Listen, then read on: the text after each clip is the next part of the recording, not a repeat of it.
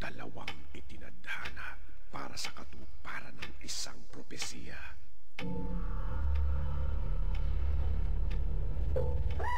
Ikaw at ako, nakatakda tayong dalawa para buuin ang sanggol ng kadiliman. Unang hakbang upang matupad ang propesiya sa sinapupunan na ng kanyang ina, anak ng demonyo! Ang tagahatid ng balita ang siya ng laman ng kontrobersya. Buntis ka? Ayoko ng batang to. Anak ko ng demonyo. Ayoko! Kung kailan inakalang katapusan na, matatagpuan niya ang isang bagong simula. I'm Hector. Dr. Hector Salcedo. Ang mahalaga sa akin ngayon, buhay siya, akin siya.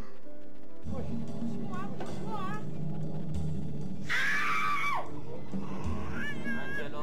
Ang siyang pinakamamahal na biyaya ng langit, isa palang sumpa mula sa impyerno.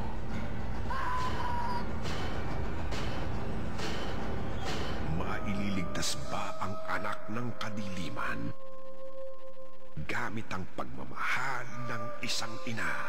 Gusto lang talaga nilang patay ng anak ko. Bakit?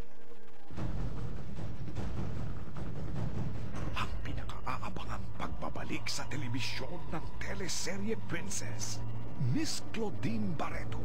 I play the role of Angela Cortez na meron akong show at talagang sinusubaybayan. Grabe yung pleasure. Kasama dun sa privilege and honor na yun, yung nervyos na magugustuhan kaya ni Miss Susan ang pagganap ko. Also starring Dieter Ocampo, Ang role ko dito ay isang pediatrician ni Claudine. Eventually, magkakatuloy ang maraming mga sikreto na babalot dun sa pamilya nila. Rafael Rosel, Ang role ko po dito si Lucas Santander. He's the darkest character na I've portrayed. Dito sa story na to, gagamitin ko yung katawan ni Claudine, responsibilidad ko na magkaroon ng Antichrist. Kim Chiu, Ang role ko dito is a TV reporter. Sobrang focused siya sa trabaho niya na hindi niya na napapansin yung ibang tao gaya ni Gerald. Gerald Anderson, Cameraman ako dito. Naging love interest pa ako ni Kim. Dahil may gusto ko sa kanya, gusto ko magkasama kami. DJ Durano, Ako yung nag-investigate sa mga crimes na nangyayari. Arlene Toliva, I played the role of Yaya Lagrin, second yaya ng anak ni Claudine. The only yaya ng bagets na nakasundo niya. Ipoy,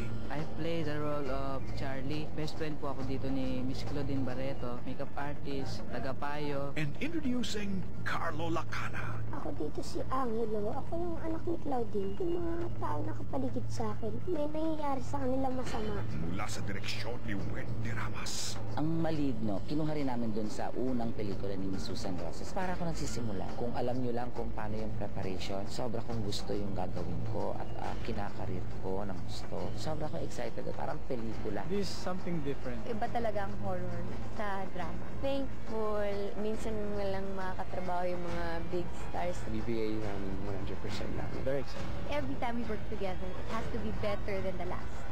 maligno